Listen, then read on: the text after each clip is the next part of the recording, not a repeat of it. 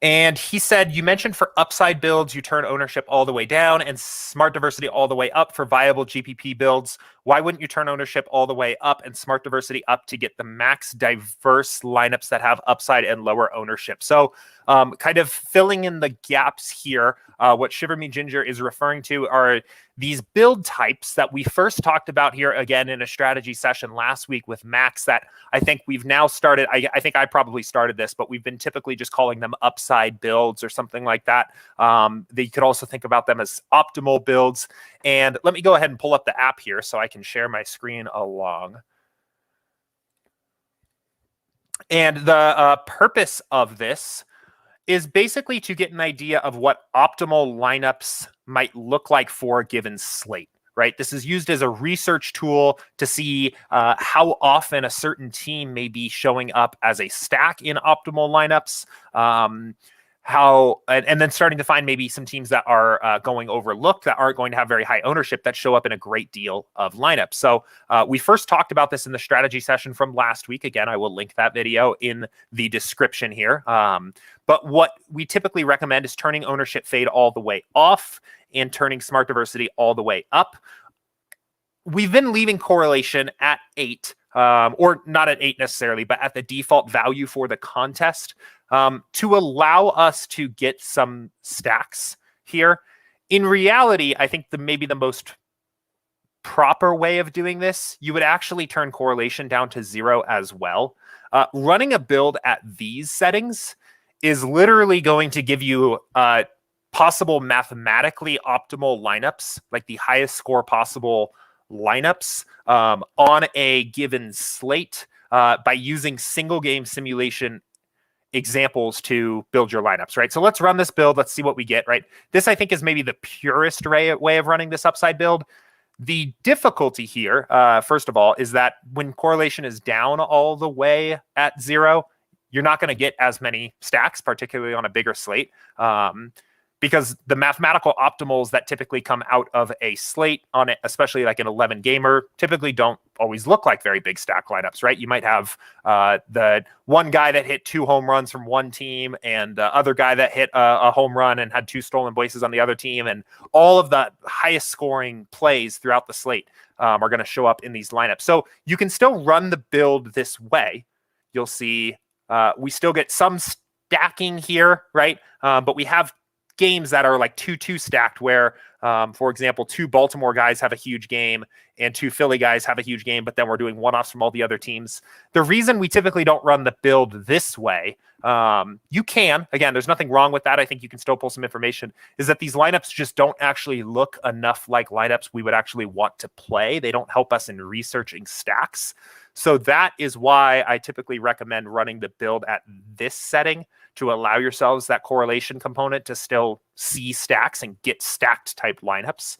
Now, as for the question about ownership fade, again, the reason we have ownership fade at 0 instead of 10 for this particular type of build is because we want those theoretically mathematical optimal lineups to show up, right? For our research purposes, at least for the way we described it in the video, we don't actually want to see the effects of ownership play a role in these lineups. We just want to see agnostic to ownership. So let's run another build here at these settings.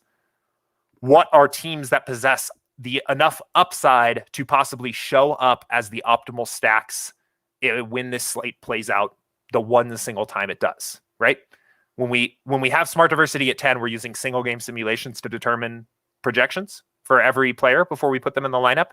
The slate itself is actually going to just play out one time. So we're getting an idea of teams that may possess upside.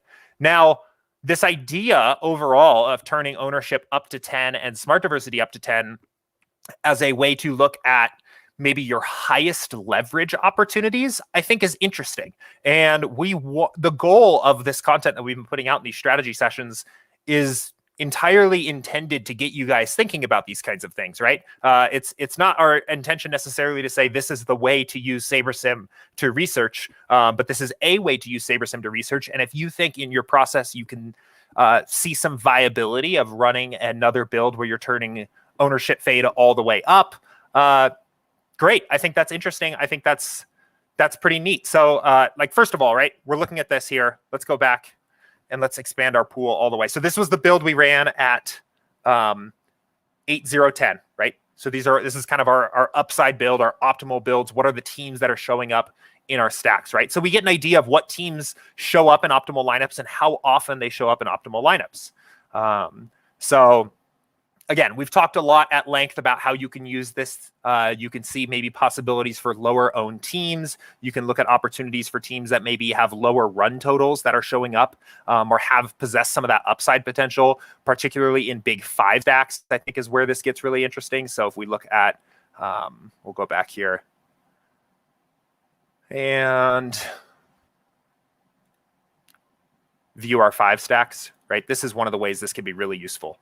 And looking at some of these teams, I think we talked about yesterday, New York was kind of an interesting one that had a lower team total. Again, this is just Sunday's slate. We don't have active slates for tonight, so we're reviewing this with some hindsight. But I know Boston, Philly, Minnesota, and the White Sox were probably all pretty chalky. But then we start to see teams with viability here, even as big 5 stacks that show up and that have some upside. 4 stacks as well that maybe weren't the most chalky teams, a research tool to maybe find some of those low owned opportunities. I do think this build idea of running a build at 10 and 10 is another interesting idea, at least for research. I kind of want to run this and just see what comes out of it.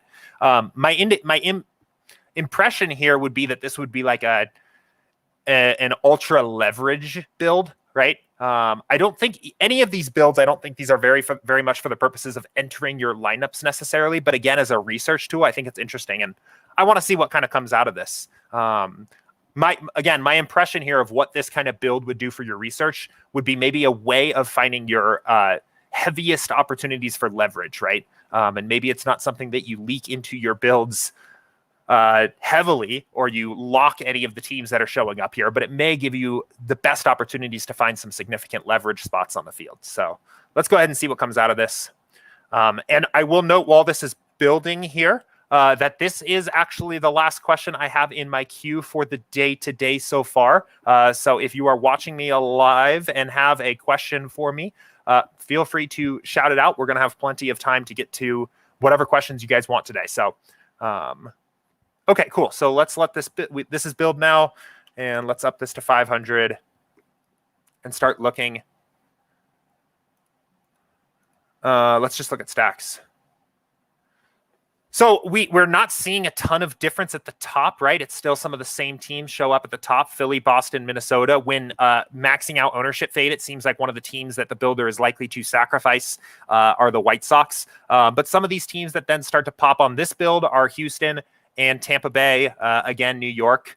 So again, we could use this for our research process, go look at some of these teams and see if these are maybe teams that the field is undervaluing, right? Tampa Bay is one in particular. I'm sure they were, so it was a Robbie Ray chalk slate here on Sunday. I mentioned yesterday, I didn't actually play this slate. I was out of town. So I'm looking at this with a bit of fresh eyes, but you can see how that build run at 10 and 10 for ownership fade and smart diversity will show you some like serious leverage positions that could be taken against the field. And it looks like one of them that the builder found was stacking against Robbie Ray, who was the chalkiest or probably one of the chalkiest plays on the slate at pitcher. Pretty interesting idea overall there. Houston is another team that maybe was probably not ultra chalky, but maybe a little bit so, and then still New York. So I think this is an interesting build. I think this is another interesting tool to put in your toolbox for lack of a better word here in your research process, especially looking for some of those higher leverage positions, some of those plays that may be like the highest leverage plays on the slate. It makes sense that we would think about a team like the Tampa Bay against Robbie Ray as a leverage position. And I think maybe what's most interesting about this here is it also can provide you some opportunities to find what isn't a leverage play, right? So let's go back here, but we see, right, the big pitchers were Woodruff, Ray, Bassett, and maybe Berrios. And if we go back here, we can look at this. And if you want to play in a leveraged way, or maybe you're playing a top-heavy contest, you can actually kind of see here and start exploring.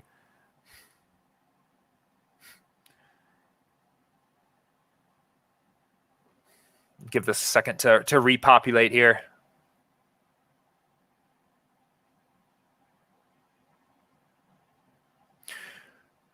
And we can kind of use this as a tool to say, okay, maybe my best leverage spot if I want to stack against one of the pitchers is Tampa Bay, right? I think Oakland was playing Texas. Texas doesn't show up as viable. Woodruff was playing Cincinnati. It's a team that shows up. Again, we have really high ownership fade here, so these teams are going to show up, but maybe not as viable. I would say I still think the best approach overall is starting your builds instead with this 0-10 upside build instead, and maybe using this 10-10 upside build as a way to support that. The biggest reason I think is you can just find a little bit, you can find plays, you can find upside plays at low ownership running this 0-10 build and then just combining it with your own understanding of where the chalk is likely to be on the slate. And you're actually looking at real optimals, right? Like, sure, Tampa Bay did show up as a leverage spot build when you're running maximum ownership fade. But in reality, they're only showing up in 6% of the overall optimal lineups of 500. It's not a great deal of opportunity compared to some of these teams that probably also have lower ownership, like New York and Atlanta and Toronto and things like that. So I guess in summary here, I definitely don't want to make the statement that there's only one way to do this here. The reason that we talked through in that strategy session, these ideas of these builds at 0 ownership fade and smart diversity 10, is to give us an idea of what the optimal lineups could look like. That's the purposes of setting these sliders out this way. But I think using a build as a research tool, again, where you're using a very high ownership fade to see what maybe the biggest leverage positions are on the slate is interesting. And maybe you find yourself just a bit of leverage on the field that way by leaking a little bit of Tampa Bay or New York or one of those other teams into your lineups, especially if you're playing contests that makes sense to do that for. So, but great question overall. I was going to see if there were any other, I don't think there were any other questions. There were a few notes of follow-up for me here. But really, really solid questions overall. And this is, again, I'll just stress the point that this is exactly what we want you guys to be thinking about here. Taking the tools that we're kind of giving you guys of different build types you can run to aid your research process, and then making it your own a little bit, right? If you can find something kind of useful or interesting out of running these builds at different settings, once you kind of start to get the idea of the nuance that's going on behind the scenes with the sliders, I think that is all, that's all great. That's very useful.